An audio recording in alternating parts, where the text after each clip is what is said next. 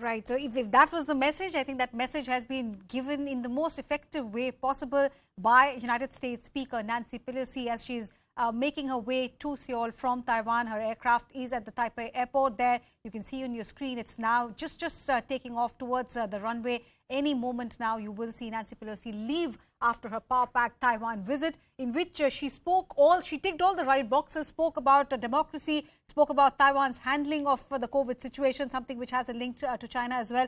COVID itself originated there, so that link. She's also spoken about democracy versus autocracies and said that United States is a friend of Taiwan and stands for it, said also that the political leadership of Taiwan must be recognized. So all the right things have been said by Nancy Pelosi. Taiwan has now said goodbye to the Speaker for United States, the second in line to the White House. That is the hierarchy which we are talking about as far as the Speaker's role here is concerned. After Joe Biden and the Vice President of United States, she is the senior most ranking official, so to say, who has made this mark by her comments, by just her presence in Taiwan. As we see these pictures, Alok Bansal, final words, as far as this region is concerned, it is in a flux right now. Like Ambassador was saying, there are a lot of balls up in the air. We don't really know what really they hold. But in your assessment, once Pelosi leaves from this region, after the initial, whatever action, economic or sanction or cyber attack wise China wants to take, your assessment that things will calm down after these initial optics? I think this visit has reinforced the fact that the free world is not willing to be intimidated by China's tactics or threats.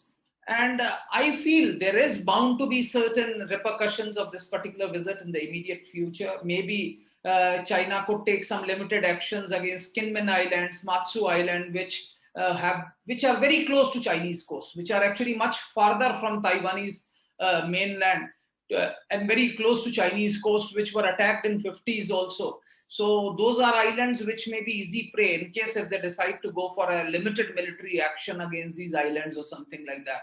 That could be taken. Or economic actions, as I said, they could go on for a cyber attack.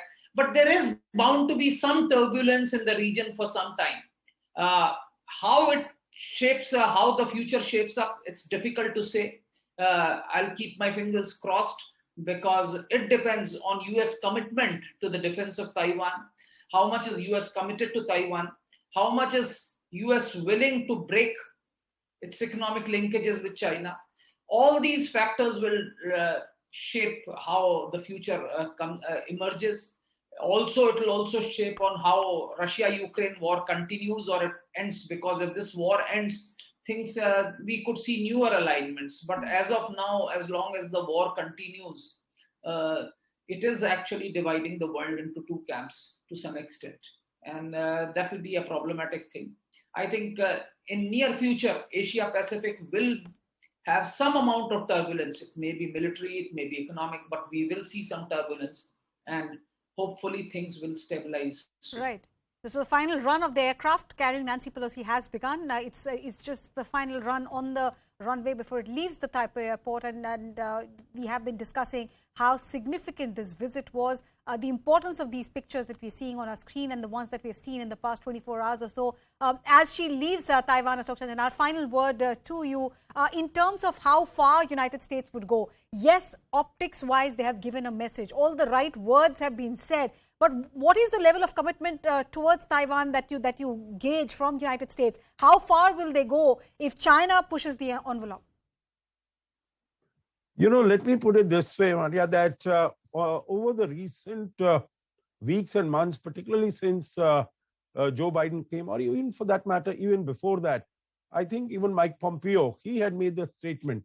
The United States has been very slowly, gradually, they've been pushing the envelope, and they have been creating what I would call constructive ambiguity as far as their own approach, as far as their own response to a Chinese invasion of Taiwan could entail.